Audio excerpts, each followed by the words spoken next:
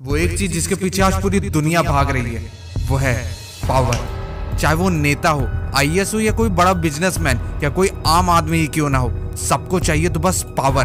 पर पावर चाहिए क्यों? किसी का बुरा करने के लिए ना, कोई आपका बुरा ना कर सके इसलिए, आपके आसपास के ज्यादा समझदार लोग आपको कुचल के आगे ना चले जाएं इसलिए।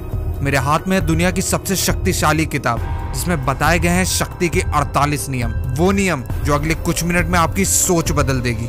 इस बुक को पढ़ने के बाद तो जैसे मेरा दिमाग खुल गया। मैंने बहुत सी बुक्स पढ़ी है पर ये किताब बाकी सबसे बहुत अलग है और बहुत कंट्रोवर्शियल भी।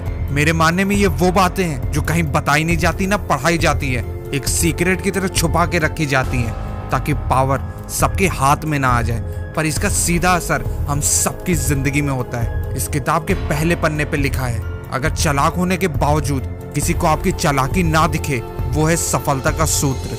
मैं इसके हर एक नियम को एक एक करके डिकोड करने वाला हूँ और आपके हाथ में दूंगा पावर। तो अगर आप इस चैनल पे नए हो तो वीडियो को लाइक करके चैनल को सब्सक्राइब जरूर कर लेना ताकि आपको नोटिफिकेशंस मिलती रहे, क्योंकि ये सीरीज आपकी दुनिया को देखने का नजरिया बदलने वाली है। शक्ति का पहला नियम, नेवर आउटशाइन योर मास्टर। कभी अपने से बड़े या सीनियर बॉस को ये महसूस ना होने दे कि आप उनसे ज्यादा बुद्धिमान हैं या समझदार हैं या श्रेष्ठ हैं। इस लॉ को समझने के लिए सबसे पहले समझना होगा इनसिक्योरिटी, सुपीरियरिटी कॉम्प्लेक्स, असुरक्षा की भावना, जलन, ईर्ष्या, नफरत, जो कि दुनिया में 98% लोगों में होती है। और आपने देखा होगा जब भी आपने कभी अपने से बड़े को कोई सलाह दी या उनकी गलती निकाल देते हो, भले आपकी बात कितनी भी सही हो, तो आपसे बड़े ऐसे मुस्कुराते हैं जैसे आपने कोई मजाक कर दिया हो और सामने से जवाब आता है, तुमसे ज्यादा समझदार हैं, तुमसे ज्यादा दुनिया देखी है। घर, बिजनेसमैन या ऑर्गेनाइजेशन कुछ भी हो, कोई भी जो पोस्ट में आपसे बड़ा आदमी है वो आपसे बेहतर है, ये बात दिमाग में बैठा लो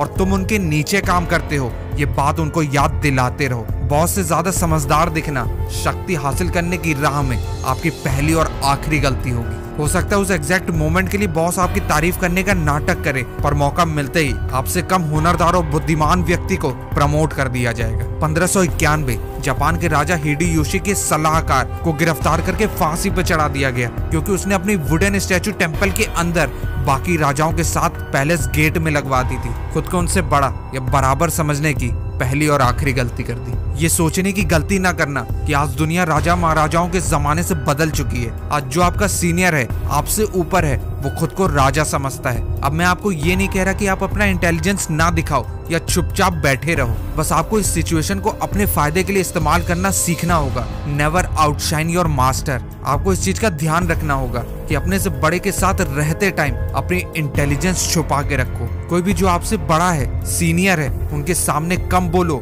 और ज्यादा सुनो और बेवकूफ बनने का नाटक करो। आप भले ही उनसे ज्यादा समझदार हो पर अपनी ये ताकत सबसे छुपा के रखो। इस बात को समझो कि बेवकूफ बनना तुम्हारी कमजोरी नहीं होगी, अगर ऐसा करने के कुछ समय बाद पावर तुम्हारे हाथ में आ जाती है। क्योंकि अगर आप ऐसा नहीं करते हो तो कोई भी सीनियर वो बातें आपको नहीं बताएगा जिसे वो खुद अप्लाई करके वहां तक पहुंचा। नेपोलियन ने कहा था, अपने लोहे के हाथ को मखमल के दस्ताने के भीतर रखें। समय आने पर अपनी काबिलियत और इंटेलिजेंस सबके सामने दिखाओ पर अपनी क्रिएटिविटी और इंटेलिजेंस के लिए सबके सामने इसका श्रेय अपने सीनियर को दे दो। इससे आप उनका अप्रेजल ही नहीं, ट्रस्ट भी गेन करोगे। इस लॉ के अंतिम में लिखा है, हमेशा याद रखें, आपका बॉस सूर्य है और आपको उसकी चमक रोकने वाला बादल नहीं बनना है। सबके सामने अपने बॉस को सूर्य साबित करते रहें। इन सभी मामलों में अपने गुणों को छुपाना कमजोरी नहीं, क्योंकि अंत में ताकत आपके हाथ में होगी।